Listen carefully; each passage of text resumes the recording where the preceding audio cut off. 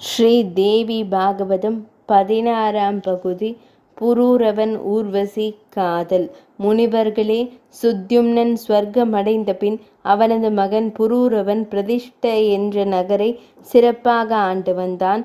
அவன் ஒழுக்கமானவன், நீதியாக நாட்டை ஆண்டமையால் மக்கள் மிகவும் மகிழ்வுடன் வாழ்ந்து வந்தனர்.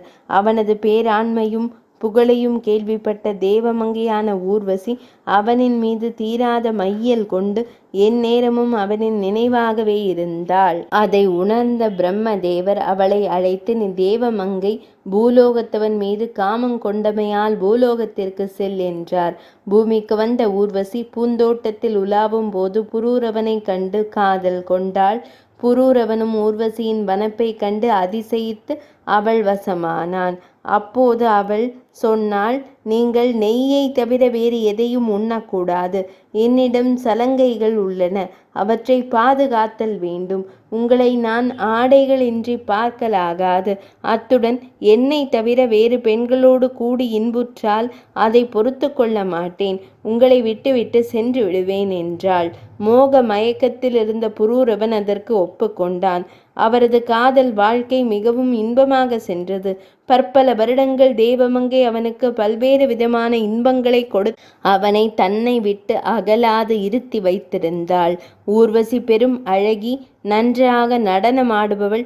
அவள் பூவுலகிற்கு வந்த பின் தேவசபை கலையிழந்து விட்டது. இந்திரனால் அதை தாங்க முடியாததால் அவன் கந்தர்வர்களை அழைத்து, எவ்வாறாயினும் பூலோகத்தில் வாழும் ஊர்வசியை தேவருலகிற்கு அழைத்து வாருங்கள் என கட்டளையிட்டான். புரூரவ சக்கரவர்த்தியின் அந்தப்புரத்திற்கு வந்த கந்தர்வர்கள் ஊர்வசியின் சலங்கைகளை எடுத்துக்கொண்டு வானவீதி வழியாக பறந்து செல்லும்போது சலங்கைகள் ஒலித்தன. அச்சத்தத்தால் வெளித்தெழுந்த ஊர்வசி கந்தர்வர்கள் தனது சலங்கைகளை களவாடி செல்வதை கண்டாள். அவளுக்கு புரூரவ சக்கரவர்த்தியின் மீது அளவுக்கதிகமான கோபம் வந்தது.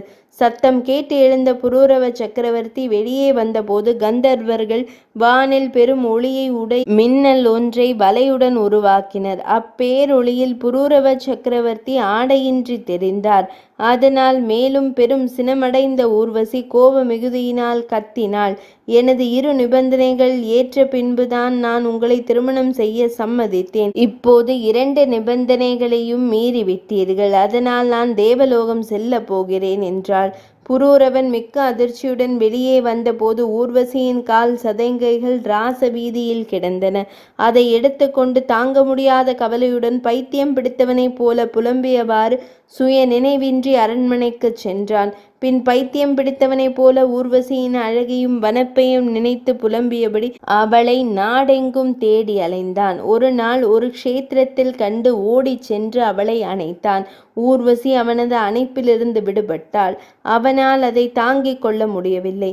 நீ என்னை விட்டு போனால் நான் என் உயிரை மாய்த்து கொள்வேனே தவிர வேறு எதுவும் செய்ய மாட்டேன் என்று அழுதான்.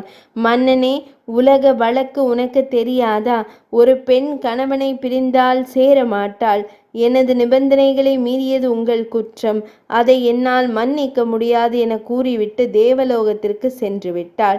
அதன் பின்பு புரூரவன் மிகவும் வருந்தி அவளின் பெயரை சொல்லி புலம்பியவாறு நாடு முழுவதும் அலைந்து திரிந்தான்.